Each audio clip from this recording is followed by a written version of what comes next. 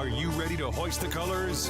Now, time for the most in-depth look at the world of ECU athletics. Welcome in to Hoist the Colors with your host, Stephen Igo on 94.3 The Game. Watch the show live on Facebook and at 943thegame.com. Now, here's your host, Stephen Igo. Welcome in and Hoist the Colors on a Monday, January 27th edition of the program. We are live. If you're watching our live edition at 9:30 a.m., we're live because we've got Baseball Media Day, East Carolina Baseball Media Day. So if you're tuning in to us live on YouTube, Facebook, or X, drop a question, comment, or concern. If you're listening on the radio, of course, we're at our normal time slot of 12 noon. We're probably asking Cliff Godwin or one of the ECU baseball players a question now. So that's why we're recording a little live. Today we'll have all the fallout of ECU Baseball Media Day throughout the week. Excited about the week ahead. We'll preview that before we get into today's show, just to give you guys a heads up. So Tuesday we're going to have ECU head softball coach Shane Winkler in studio. Shane Winkler, of course, coming off a successful year with the Pirates in year number 3. They're about to go into year number 4. Have a chance to have a really good team. We'll get into that more on Tuesday, along with ECU Baseball Media Day coverage. Then Wednesday, we're going to have our special Bucks on the Pond podcast live on 94.3 The Game. Now, if you're unfamiliar with that, we talk a lot of ECU baseball on that show, so we'll make a special circumstance for Wednesday's show where we talk ECU baseball the full hour with Jonathan Wagner and Scott Lorbadger. So just in time for baseball season, and then we've got some more things in the works for the week ahead as well for Thursday and Friday. All right, this morning we do not have Joe Sampson. He has an appointment. He cannot make it, but we do have Philip Pilkington. He's back in the 94.3 The Game studios. Philip and I are already in bad moods because the Kansas City Chiefs are once again going to a Super Bowl. We'll also talk ECU basketball. Philip, how you doing on this Monday? If you're listening on the radio feed, I'm probably a little better because I'm hanging out with Wags right now. If you're on our stream, I'm ticked off. That's what I got. All right. I mean, I'm with you. I tweeted out disgusted last night, and that was like 15 minutes after the game it ended, Philip, because I was just – I thought this was Josh Allen's year, and I thought this was the year that the Kansas City Chiefs would not make it to the Super Bowl again. They weren't that good. I still don't think they are that good. They just look. I give them a ton of credit. They're magical at making plays when they need to. They also, it seems like every 50-50 call. They got an egregious call last night on what appeared to be a 4th and short sneak by Josh Allen, where his body reached the 40-yard line. He's holding the ball like this across his chest. His chest is across the 40. Somehow, after replay review, they give it to the Chiefs. Chiefs drive down, score, and then, kind of roll from there. Another game went back and forth from there. The Bills had their chances, Philip, but again, I just can't. I can't stand the favoritism. The favoritism is so blatant. Yes, the Bills, we were talking about before the show, didn't pick up on some blitzes they should have, never really forced a turnover or anything. But you have Kelsey taunting after a play, and they've been calling everybody for weak stuff for taunting this year. And he gets up in DeMar Hamlin's face after Pat Mahomes run a touchdown. You mentioned the 4th and short that they clearly got. Gene Steratore even said they got. And this just comes back to how much a money-crazed piece of crap Roger Goodell is. And none of the national media members are going to say this because they all work for a station that has NFL games on it. Well, guess what, Roger Goodell? I pray this goes viral, not because I want to be famous, because I want people to realize you are corrupt. All you care about is the almighty dollar, and more eyes mean more money. And Taylor Swift means more eyes. So my request to the Swifties out there who watch the games, please stop. I know you've done nothing wrong, but he is using you as a weapon to be a corrupt jerk and is rigging the thing that we care about. I don't want to ruin Taylor Swift for you or whatever reality TV Keeping Up with the Kardashians you watch. So please stop watching. They don't even show her much anymore so that Goodell cannot rig these games. I want to hear what was said during that review with Clete Blakeman. The spring leagues let you listen into the reviews. I want to hear what Clete Blakeman said. Release it, Goodell, and then step aside. The reason the owners haven't fired your rear end already is because of the TV contracts you've gotten them, because those 32 jerks are just as money-driven as you are, and that is all you care about. You don't care about the integrity of the game. Fire Roger Goodell. Well done. Well done. They'll never release it because Goodell or one of his henchmen has to be in there telling them what to do. I just, and you mentioned the Taylor Swift thing. Of course, as soon as the game is clearly in the Chiefs' favor, they pan to the box with Taylor Swift and Kelsey's mom, and it's just disgusting, Philip. It makes my blood boil. Not as much as you. I think I'm not a morning person, so I can't get that fired up in the morning. Oh, I'm not usually, but I'm ticked off. If we would have recorded this last night, Henry would have walked in and fired me on the spot because we'd be having so many fines of stuff I would have said. So you would have gotten fired trying to get Roger Goodell fired. Yes. So that's usually how it works, you know. I don't know. I mean, it's just Kansas City. Like, I have very conflicting thoughts here. I'm a Denver Broncos fan, so I am admittedly biased. I hate the Kansas City Chiefs. At the same point, though, I recognize greatness when I see it, and like you've got to give Patrick Mahomes and Andy Reid and Steve Spagnuolo all the credit in the world. We were talking about that before the show too. They basically have two head coaches.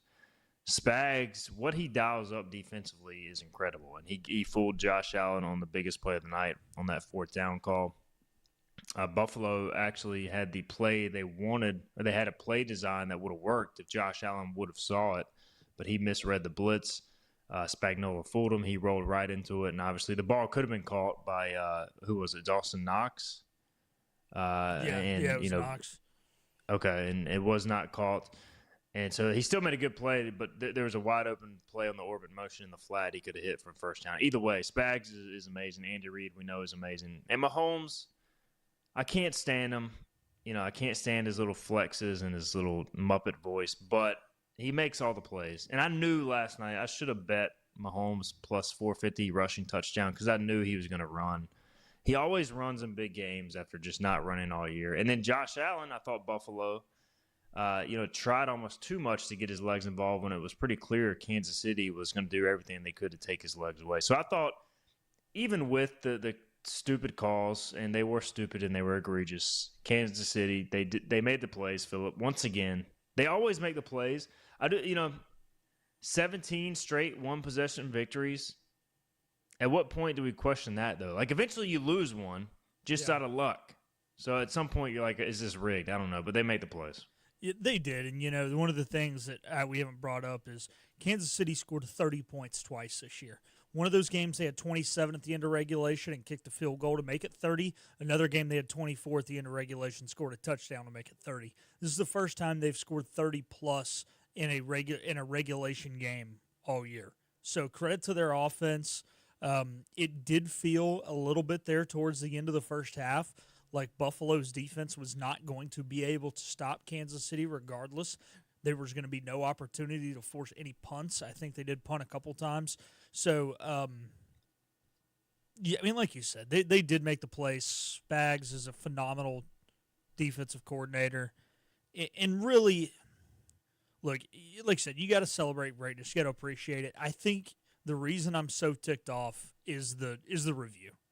And, I think if I would have not woken up yesterday seeing tweets from, not pages I follow, but just pages with a lot of followers saying it's not football day, it's Taylor Swift football day, and all these girls retweeting it and liking it, that right there. And like I said, I'm not mad at the Swifties for watching it. I'm mad at him for weaponizing them as a reason to get more viewers and to be, I'll give it to him. He's a hell of a businessman, but he's a corrupt one. He's like a politician. And so are the owners, because that's all they care about. But the point is, that's the reason I'm so frustrated. If they just would have went out there and won, if they did what Philadelphia did, too much of a landslide to rig, I think I wouldn't be so ticked off right now. And I'll cool off. And the nice thing is I think once the Super Bowl kicks and all the Swifties' eyes are on it, the ratings are there. So I don't think they'll try and rig the Super Bowl as much as I mean, whether they win or lose, people are watching. So the eyes are already on the product. But, yeah, I really hope the ratings are down just as a big you-know-what finger to Goodell because he deserves it. I saw a lot of people tweeting they will not watch the Super Bowl. We'll get into the Eagles later, but it is. I mean, a Super Bowl rematch from 2 years ago. Again, two good teams. So, like, I'm expecting a good team, but like, it just. And I don't know. 38-35 is a pretty damn good Super Bowl we experienced I know. 2 years ago. It was a great game. So I mean, the Chiefs have been in so many Super Bowls now. I can't even hardly remember like how it ended. What is the Super Bowl that ended on the flag with the interference? Was that the one? Or was that the Niners game? Like, didn't they get called for interference that set up a game-winning drive or game-winning score?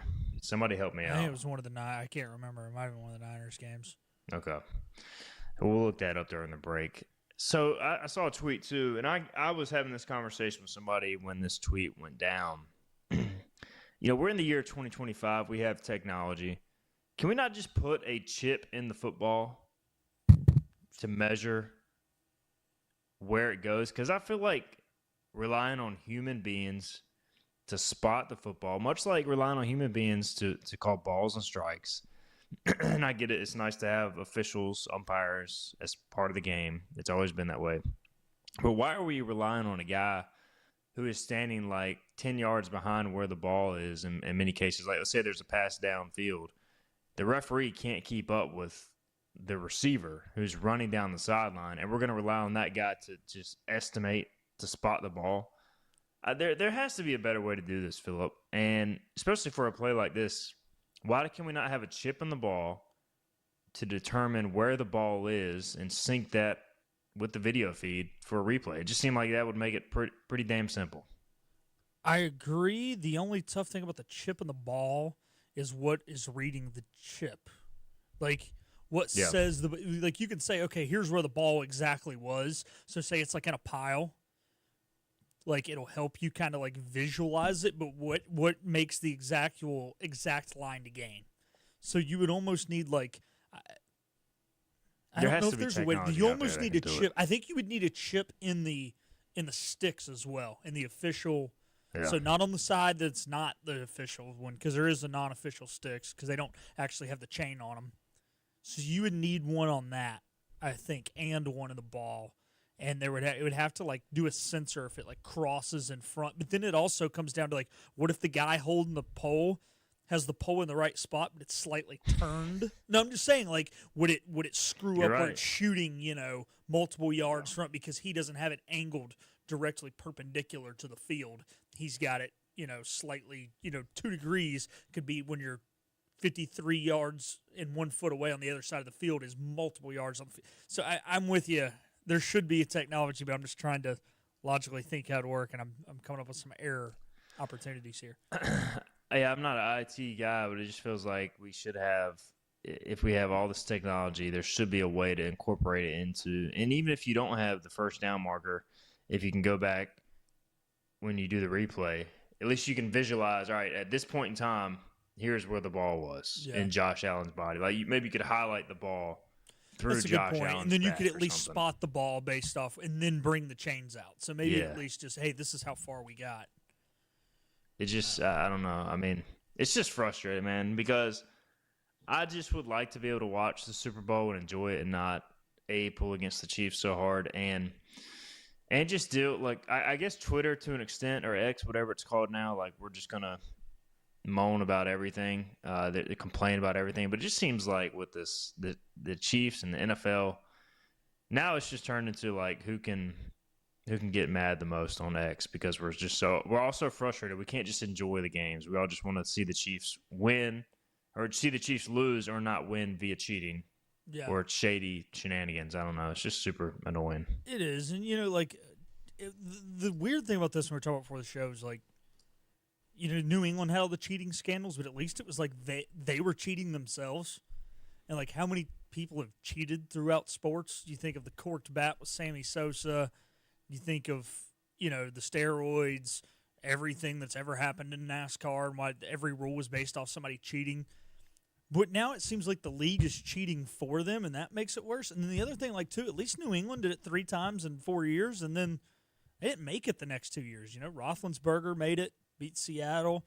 Peyton made it, beat the Bears. Like, we've had only 1 year without them in the Super Bowl, and it took a miraculous comeback by Cincinnati. And, like, don't get me wrong, they're good.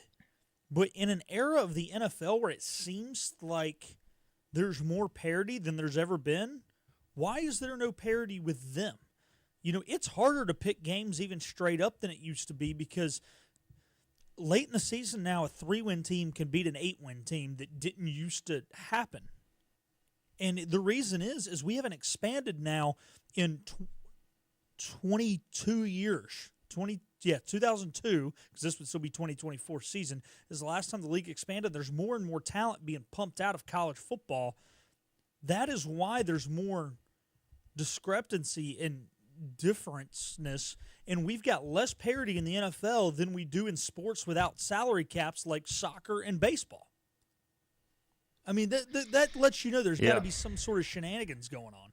I mean, the last time I don't know if an NFL team's ever been this dominant. Maybe the Packers in like the 30s or the Bears in the 30s when George Halas was the head coach, the owner, and the quarterback.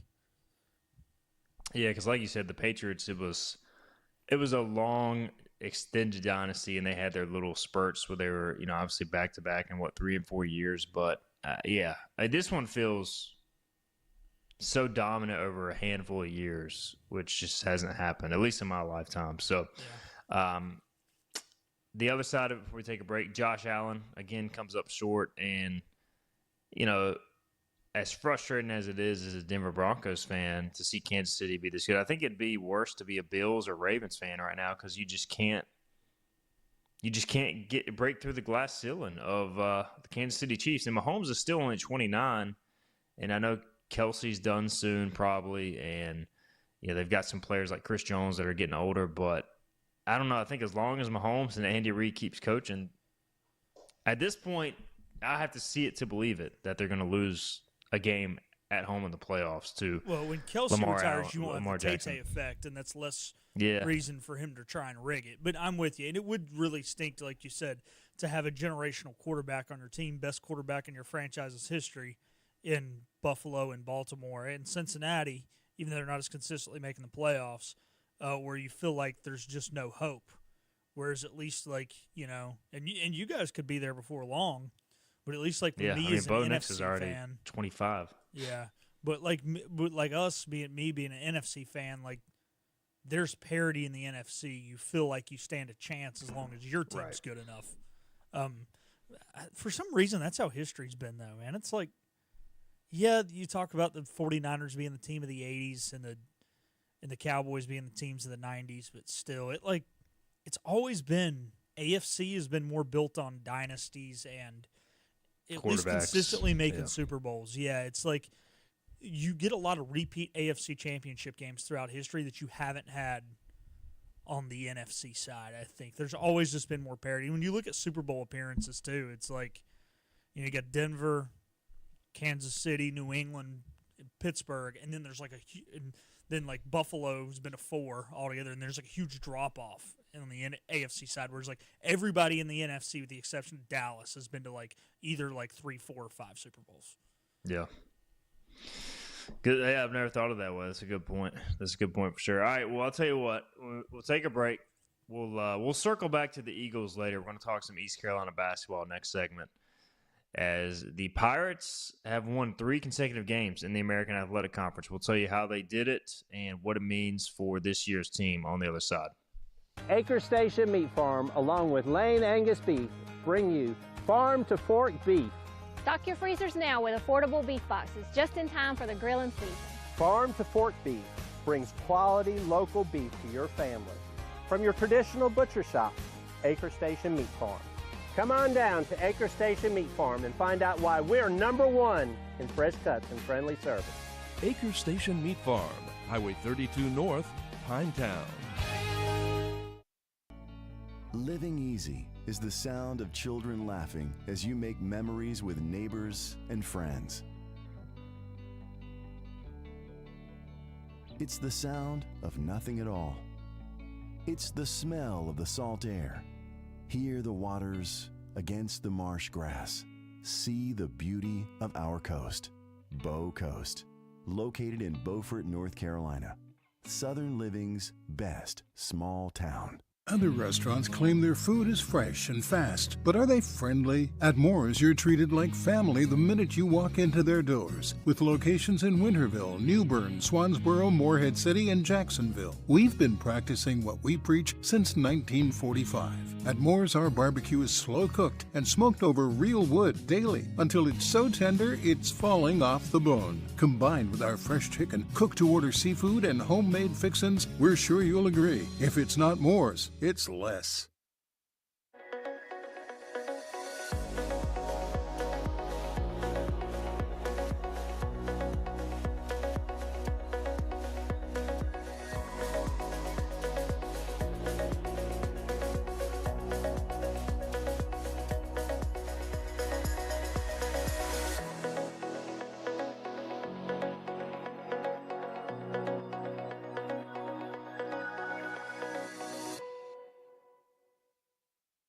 Sawyer's Fun Park in Winterville is now open. With over 40,000 square feet of family fun, daily money-saving deals, and a full-service restaurant, Sawyer's Fun Park is guaranteed to have something the whole family will love. Test your ninja skills on our 2-story obstacle course or head over to one of our 5 rock walls and race your friends to the top. And when you've worked up an appetite in our laser tag arena or our one-of-a-kind ropes course, grab a table over at the restaurant and try our world-famous Southern Monster Fries. Reserve your spot today at SawyersFunPark.com and come join in on the fun. This is about you, your family, and the health of all who live in Eastern North Carolina. This is about the transformation of a health system into something more powerful and more human, about creating new ways to treat disease and keep you well. This is about ECU Health, which is to say, it's really all about you. ECU Health. Minds, hearts, purpose.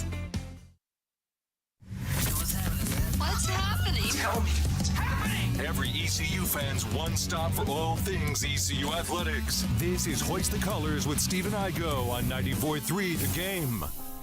Okay, welcome back in. Hoist the Colors, Monday, January 27th edition of the show. We just talked about the Kansas City Chiefs winning over the Buffalo Bills. We'll talk Philadelphia Eagles taking down the Commanders in our next segment, but in this segment, we're going to talk some East Carolina athletics. Pirates, of course, the local story, and they win their third in a row in basketball. Before we get to that, I do want to mention Brady Thomas has jumped into the comments section. He will be at ECU Baseball Media Day, by the way. He says, "Good morning, boys." He says, "Jim Knowles going to Penn State is bigger than some may think. Definitely the best DC in college football." Yeah, Jim Knowles, I don't know if you saw this, Philip. Former Ohio State defensive coordinator. Penn State is paying him $3.1 million annually as a coordinator. I mean, that is just insane money for a non-head coaching position. But they hire Jim Knowles from Ohio State to be their coordinator, so we'll see how that works out. All right, I wonder ECU. if Spags is making that much. Spags, I mean, probably not. Honestly, I mean, $3.1 million is, I mean, that's got to be more than the majority of college football head coaches, which just, again, shows how crazy all this is. But when you're Penn State and you want to beat Ohio State, I guess you take their DC and see if it works out. Something tells me James Franklin still won't be able to win the big game. But regardless, we'll see. East Carolina in college hoops. On the men's side, they get a third straight victory, 64-55 over the South Florida Bulls, a get-back game, as they called it, as they had lost to South Florida on New Year's Eve to begin conference play. And this time around, ECU really was the superior team for much of the night. Yeah, it wasn't a perfect shooting performance. We'll get into that, Philip, but just an absolutely dominant showing on the boards, 48-27 on the glass, rebounding advantage. R.J. Felton, 14 rebounds, 17 offensive rebounds for ECU as a team. And honestly, just watching the game, I was not there. I had a function to go to with the wife, but got the chance to watch the game before we headed out. ECU just looked like the more physical, I guess, more interested team. Like South Florida seemed pretty lazy going after some of their boards. So I thought the Pirates had a clear game plan. And give Mike Schwartz and his staff credit. They executed it. The players did once the game got underway. Yeah, they went to that zone, and they've been really effective with that. You know, they mixed up the defense a little bit throughout the day, but part of the reason that there were so many opportunities to get boards is because there were so many contested shots. There was a few ball reversals and then, semi-open threes, but hey, that's going to happen against the zone defense. But overall, I mean, just not a lot of good looks, especially around the rim for South Florida, so credit to that defense. And speaking of Brady Thomas, he looked at me on Media Row, and at this point, RJ, it was pretty early in the game. RJ only had 5 or 6 rebounds at the time. He's like, I don't know if I've ever seen such a hard-nosed rebounding guard. A guy who's only 6'3", who just, has a knack for eating glass, and credit to him, a career high 14 rebounds. Like you said, it wasn't a perfect shooting night, but hey, it's 3 games in a row now. They've hit, I think, 9+ threes. So this team, the way they're built defensively, the way even the offensive side of the roster is constructed, they don't have to be a phenomenal shooting team. They don't have to hit 37, 38% of shots from downtown. I think if they can just go out there and make 8, 9 a night, even if they go, 8 for 30, which would be, I don't know the exact percentage off the top of my head, be a little, I guess 9 for 30 would be 30. No, it's okay. I'm going to try to do the math on this. 10 for 30 would be 33%. So maybe 8 for 30 wouldn't be good. But if they can go 8 for 27 or something, that's not bad. And it's another one of those nights where, like you said, it wasn't perfect, but they shot good enough to win the game with their tough defense, their ability to out-rebound their opponent, and that's going to win you games more times than it doesn't. You're back to 4-4 in conference play, and you get the whole season ahead of you now. Yeah, I mean, that's the thing, Philip, is like they didn't shoot the ball. I guess 10 of 28, 36% is it's probably about, I think the national average is 34% from three-point range, so a little above national average. I thought at times they got a little three happy, but in the end, South Florida was really packing it in. So, like, I'm not going to fault R.J. Felton for keep on shooting mentality. But at the same time, they didn't shoot the ball that well, and they only went 4 of 10 from the free throw line, and yet they won the game comfortably. I mean, really, if USF didn't have that 8-0 run over the last 3-14 of the contest, this is a near 20-point victory over a solid club. Now, USF has been dealt a terrible hand this year with the passing of their coach right before the season, but they still have talent. One of the more outlandish stats for me, Philip, is South Florida shot 45.5% from three-point range, 10 of 22. ECU held them to 28.9% from two-point range. Obviously, field goals inside the arc. They were 11 of 38 inside the arc. So whatever ECU was doing defensively, like it seemed like every time South Florida did get inside the arc, the defense was there to contest. Obviously, they did force a number of turnovers, especially early. South Florida only finished with 8, so they did a better job of taking care of the ball in the second half. But early on, ECU forced a lot of turnovers. They also had 14 second chance points. And, we saw ECU in this game. South Florida is a pretty run-and-gun style, and we've been talking about ECU playing more that way. Well, this game I thought it was more half-court, more deliberate. So it shows they can kind of play both ways too. And that with this second half of the schedule, Philip, I kind of laughed when Riley Davis, after the whatever game it was, North Texas, he was like, hey, we may go on and win 10 in a row if we can shoot the ball. I kind of chuckled, but I mean, they've won 3 in a row since then, and they've shot the ball pretty well. So I'm not going to say they're going to win 10 in a row, but there's no games coming up that I'm like, oh man, ECU's in trouble here. Like the next game at Temple is a big game. They get some time off to prepare for that. But outside of that, there's no game left that I'm like, that ECU's going to be a big underdog in on paper. No, they're not. And, it almost comes down to there are not a lot of dead-eye three-point shooting teams in this league. I just looked at it. South Florida shooting 34% on the season. And I know it's been a point of emphasis for Coach Swords lately to not allow the three ball because it seems like that's kind of been the difference in the losses is the opponent's ability to shoot the three over the Pirates. But if you can hold them to whatever percentage you said it was inside the arc, some ridiculous – I think 28%. 28%. You're okay letting up 10 threes or whatever it was. You don't have to guard the three-point line if you do immaculate numbers on the inside. Now, are you going to hold your opponents to 28% from two-point night in and night out? No, you're not. But it does seem like this defense just seems to be a little more coherent now that they've gone to a primary zone team. And credit to Coach Schwartz and credit to these players, because historically in college basketball, you cannot run a zone unless your name is Jim Boeheim, where that is all you do all year. And the reason being, college teams can hit free throw line jumpers with almost every player on their team, at least 4 out of the 5 who are on the floor, and they've been taught how to pick zones apart since 7-8-year-old rec ball, when everybody ran a 2-3 and everyone ran that same 1-3-1 offense to defend against it. So these players know how to pick apart zones, and they're very easy to pick apart unless the team is running them to perfection. And over the last 3 games, the Pirates have damn near ran it to perfection. Yeah, I think the length of the team on the perimeter is causing a lot of issues.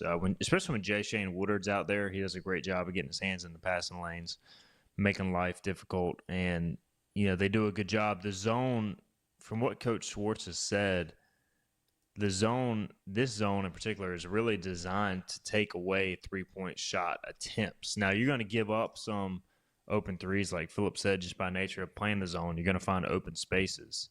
But they're trying to make teams make that extra pass or two that leads to a turnover or leads to a longer possession. And so that's kind of the design of the zone. Obviously, they mix in some wrinkles too. So, I give credit to the team during that stretch where they lost 7 of 8, I believe is what it got up to. I mean, I thought in many ways they were done. They were going on that long road trip to Wichita and then Tulsa. By the way, Wichita lost to Tulsa last night. They're now 1-6 in league play, so I don't know what's going on there. Who's their only win? Did they beat Charlotte? They beat Charlotte, and that's their only win in conference play. So they're in a tough spot. But either way, that's a tough trip, and to win those back-to-back, now you come home and win this. And we talked about it too, Philip, like this program, for whatever reasons, had a problem maintaining momentum, winning games consistently. I can't tell you how many times I've seen, all right, you get a nice win on the road or you get a nice win at home. There's some buzz starting to build, and then you come back home and lay an egg. And the Pirates didn't do that. They took care of business, and that may seem like a small thing for those who don't follow the program. I can tell you a million times I have seen ECU go in and just absolutely crap the bed in a situation like Saturday. So Mike Schwartz, let's be honest, he was under some scrutiny and still is. He's still got to finish strong, given his third year, what he's trying to build here. But they've made a lot of hay in a short amount of time these last 3 games. You know what was the most important thing about that you just brought up? It was that game where the casual ECU fan showed up. That was the most packed Minges has been all year.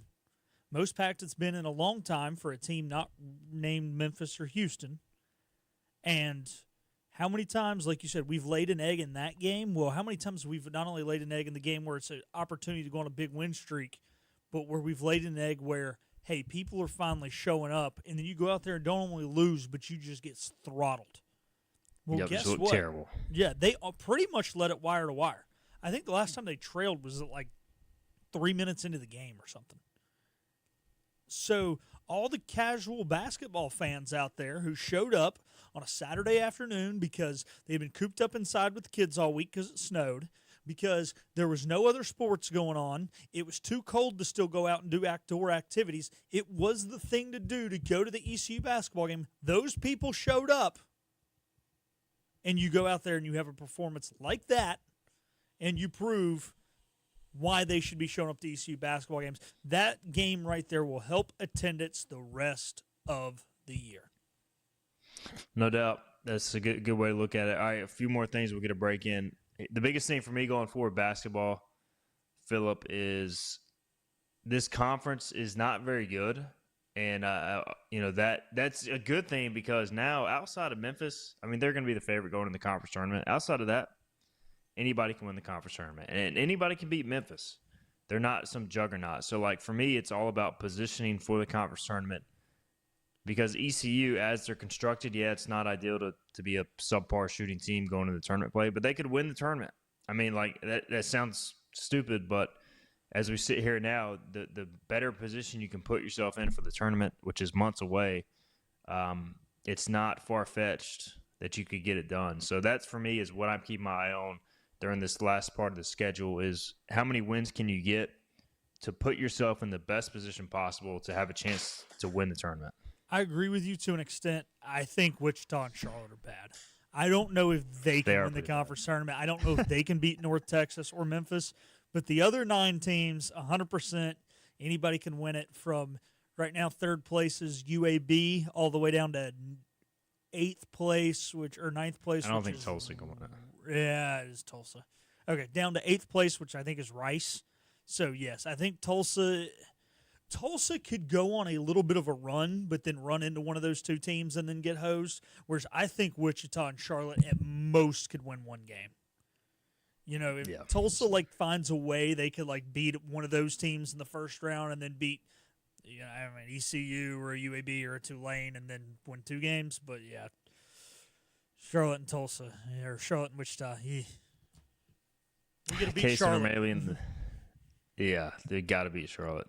Casey Ramelli in the chat, the Pirates men's basketball team are a threat in the American, and he also says extend Schwartz. Kaysen said that. Kaysen might need to be checked for some mood swing disorders because Kaysen just – I won't throw him under the bus. So let's say he said the opposite not very long ago. We'll just put it that way. Yeah. All right, we'll get a break in. We'll come back. We'll talk Eagles, Commanders, and more. This is Hoist the Colors on a Reaction Monday. Hi, I'm D.R. Alligood. And I'm his daughter, Jessica. For 11 years, we have built quality driveways and parking lots for both your residential and commercial needs. We also offer free on-site quotes to have your custom driveways built the way you want. 252-946-1227. Looking for a great deal on a new Nissan? At Greenville Nissan, we've got a great selection of new Nissans for under $30,000. The stylish Nissan Sentra, offering top-notch fuel economy. The Nissan Altima, known for its comfort and technology. The Nissan Kicks, the perfect combination with its compact design and performance. The Nissan Versa, delivering incredible value without compromising on features. And don't forget the Nissan Rogue, an award winner for 10 years in a row. Drive it home just for $22 down and $349 a month. Visit GreenvilleNissan.com today. Greenville Nissan, where we drive to serve. The best burgers around. Everyone loves a thick, juicy, and fresh burger. Tiebreakers does real burgers better than anybody. And don't forget about the cheese sticks, fresh salads, and more. So don't just go to any burger-themed restaurant chain. It's time to break the chain and eat local. Tiebreakers, burgers and sports at its best. Go Pirates! Arg! You know what the problem is with standard belts? Usually you have to choose between too tight or the opposite, too loose. But with Anson Belt and Buckle, you don't have to choose. We got rid of the holes and instead have a track system designed for micro-adjustability. That way you can enjoy a perfect fit every time. Anson Belt and Buckle. Find your perfect fit today.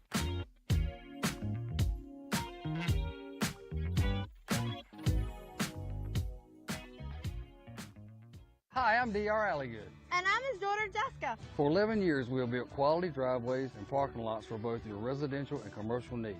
We also offer free on-site quotes to have your custom driveways built the way you want. 252-946-1227. Your confidence makes everything look good. You see the world in vivid color, not black and white. Swing through your neighborhood Fantastic Sam's Cut in color.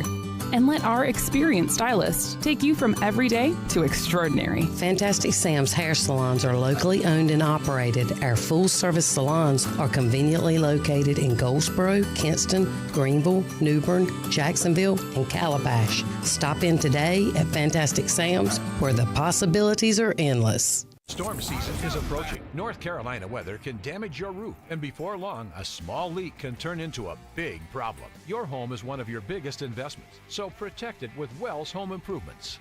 We work with all insurance companies for a hassle-free roof installation experience.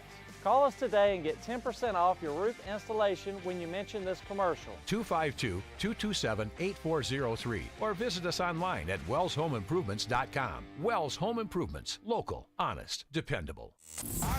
Back to Hoist the Colors with Stephen Igo. Drink up me, Howdy's yo ho. On 94.3 The Game. All right, welcome back in. Hoist the Colors. Monday, January 27th is the date. It is post-conference championship weekend in the NFL and post-3-game winning streak weekend for ECU basketball. We discussed that. We discussed Chiefs over Bills. Let's talk Eagles over Commanders. Philip Pilkington back in the 94.3 The Game studio. Steve and I go here. Unfortunately, the Commanders' storybook season comes to an end. You know, part of me, I picked the Commanders to win, but I saw this scenario as a possibility, a distinct possibility as well, because you see these teams have a really good year and then they get to the conference championship game, and for whatever reason, it goes this way.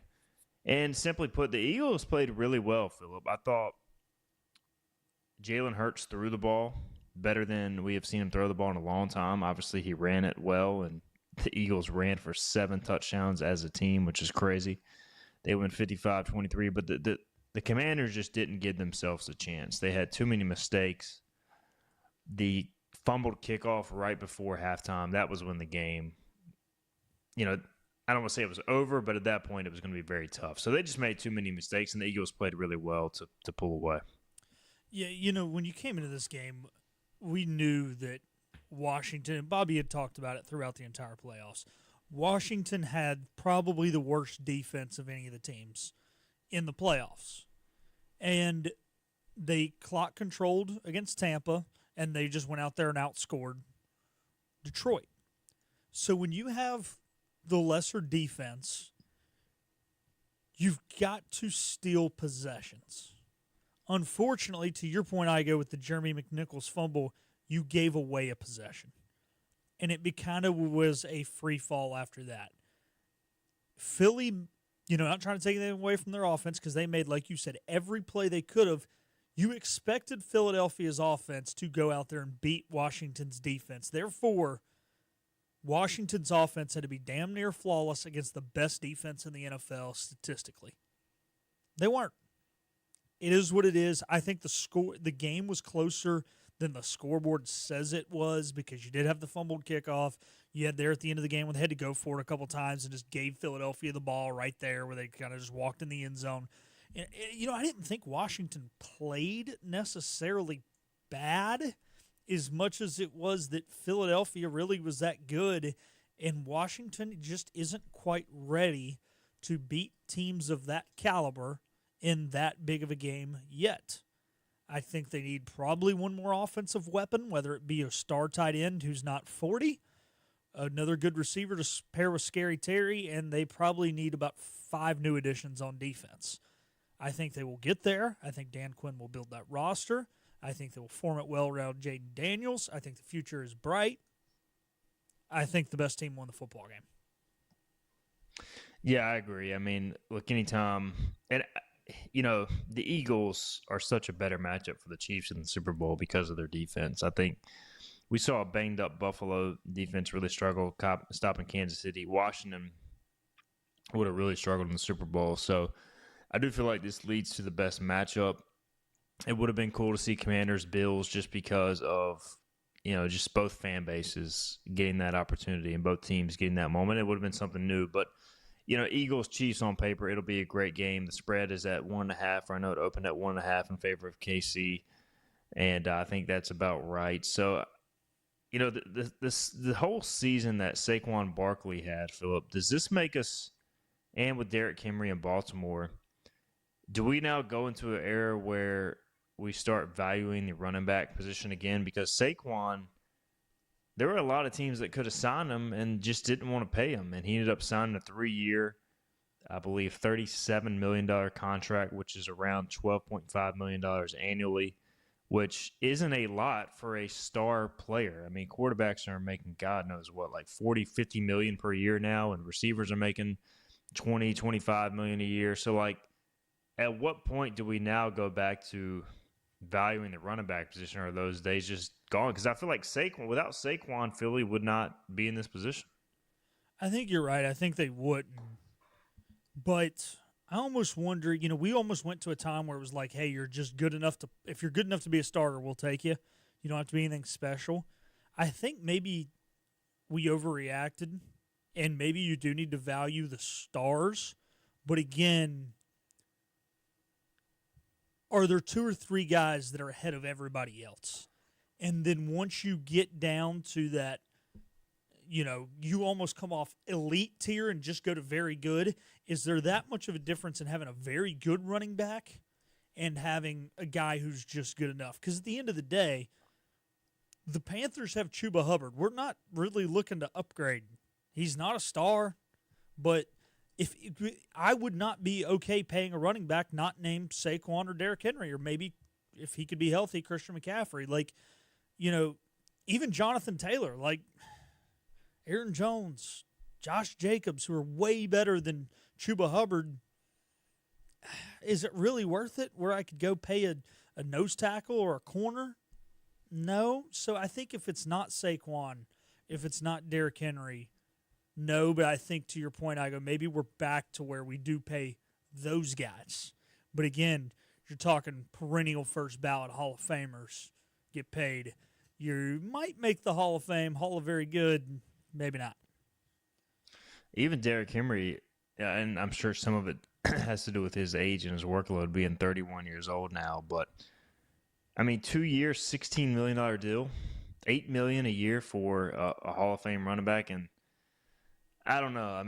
It just seems crazy, but I understand it too, just because there are so many running backs out there. But just Saquon's been such a different animal. Now the Eagles' offensive line is a different animal too, and that has something to do with it. Kenneth Gainwell could probably be out there running for 1,500 yards, maybe not Saquon's 2,000, but I don't know. The Eagles' season has been interesting because I feel like they went from, honestly, you look at the Eagles and Chiefs together, Phillip, both of those teams mid-season were seen as, hey, they've got a good record, but are they really that good? And now they're going to play each other in the Super Bowl. So maybe you don't have to be that sexy to make it this far. A lot of it comes down to having a good defense. Both teams have a really good defense. I think the Eagles' defense does not get talked about enough. I don't think it does. Like I said, they're number one statistically. Now, part of that is due to the offense chews clock really well. But, yeah, I think we thought both of the things. However, maybe the Philly fan base was a little bit the reason we felt that about the Eagles, because they were calling for Sirianni's head. Yeah, they had a little slow start to the season. But it's really feel like Philly has come into being that perennial Super Bowl contender. And honestly, I thought Kansas City hasn't looked like a perennial Super Bowl contender until last night when they finally scored 30 points in regulation, when Spags finally showed why he is who he is. So maybe that's still a little bit there against Kansas City. Maybe it's a little bit of that pick bias we talked about on Friday. But, yeah, it was a little weird that Philly was that way. I understood why they were. Hindsight being 2020, though, yeah, Philly's that good. I think they are. But to your point, yeah, because there is more parity in the league, like I was talking about earlier. Maybe you don't have to be the sexiest team. Maybe you don't have to, have this quarterback who goes out there and throws 50 touchdown passes to make the Super Bowl. All right, we'll get our final break in. We'll come back. We'll get our early thoughts on the Super Bowl matchup. Which side are we on early in the process? Of course, we'll make our picks later on. We'll also get a standings update after the championship games as Phillip and Bobby are competing for the number one title. We'll do that on the other side. This is Hoist the Colors. The team of Flatlands Jessup is working overtime to help ensure that Eastern North Carolinians like you get the health insurance help you need this open enrollment period. New legislation passed meaning more people than ever qualify for affordable coverage. Let us help you today. This holiday season, get the gift you really want at Greenville Toyota. It's our holiday trade-up. Drive a new Corolla, just $229 a month, or a new Tacoma, only $329 a month during the holiday trade-up at Greenville Toyota. Storm season is approaching. North Carolina weather can damage your roof, and before long, a small leak can turn into a big problem. Your home is one of your biggest investments, so protect it with Wells Home Improvements. We work with all insurance companies for a hassle-free roof installation experience. Call us today and get 10% off your roof installation when you mention this commercial. 252-227-8403 or visit us online at wellshomeimprovements.com. Wells Home Improvements. Local, honest, dependable.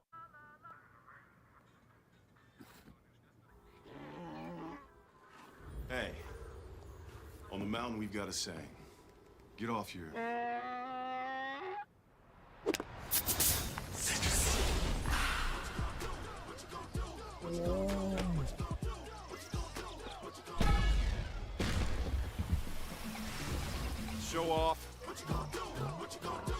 Mountain Dew.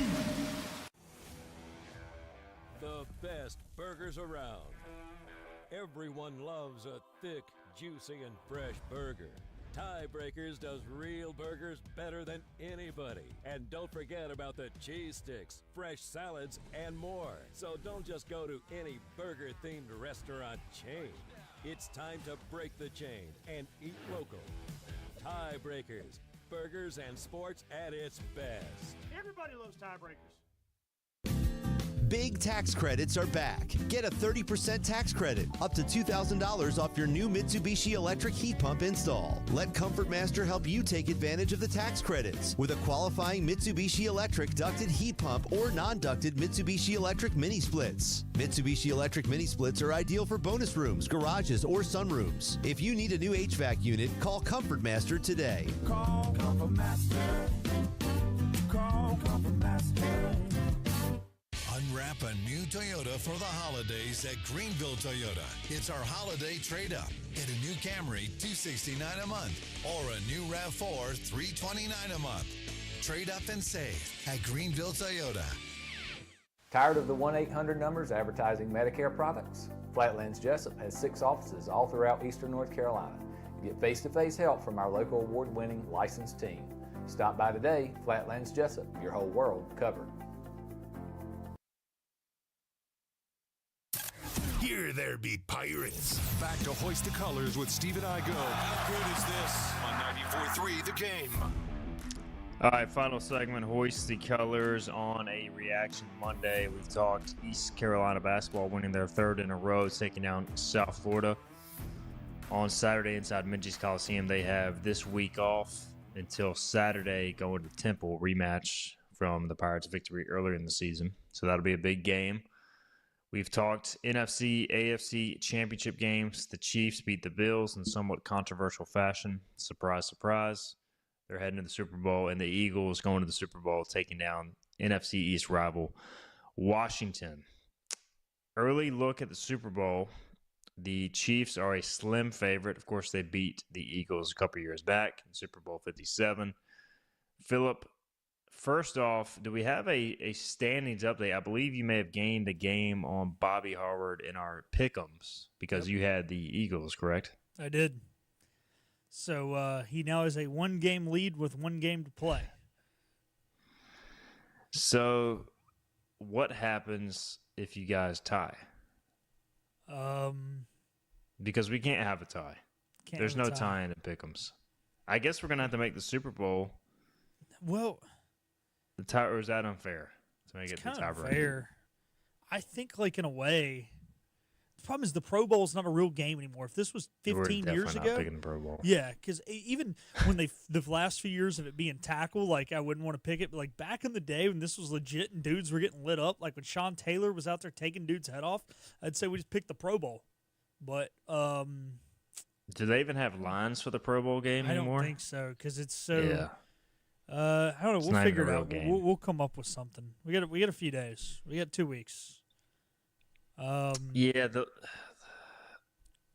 the lull in between the Super Bowl is, I don't know. I mean, I guess I like it, but it almost feels like the season's already over. I don't know. Like, I'll enjoy the game, but I think part of it is because the Chiefs are going back, and I'm just like already assuming they're going to win it again. But usually I enjoy the build up to the game. This time I don't think I'll pay any attention to it. And I'll just, we host a big Super Bowl party every year at the house. So I'll focus more on that than the actual game. But, I'm already looking at like what TV shows do I need to catch up on and all that sort of stuff. Because I need to kill some time before baseball season gets here is basically what it comes down to. Yeah, I mean, I'm kind of with you. It's like, I think the build up, I understand the 2 weeks. And when there's storylines, it makes it fun. And the reason they have the 2 weeks is because there's so much media stuff the players have to do. It allows them to get all their practices in they need while doing all the hoopla crap, pretty much. That's what it is. That it makes sense. But, yeah, it's like, man, if this was Commanders-Bills, wouldn't this 2-week lead-up be awesome? It'd be awesome. Heck, it'd be if incredible. it was Commanders or the Bills. I mean, you could at least – look, if it was Bills-Eagles – You've got the Bills, who are 0-4 all time. They've lost to the Giants. They've lost to the Redskins, and they've lost to Dallas twice. It would be, do they go 0-5 and complete the NFC East quadfecta? I know it's a trifecta 3. I don't know what 4 is. I know quad's 4. Yeah, I don't know. Yeah. That would be the fun of it, at least. And, like, you know, the thing is, I think because we all kind of don't like Eagles fans, like, really the Eagles being it's not that bad. They've only won it once.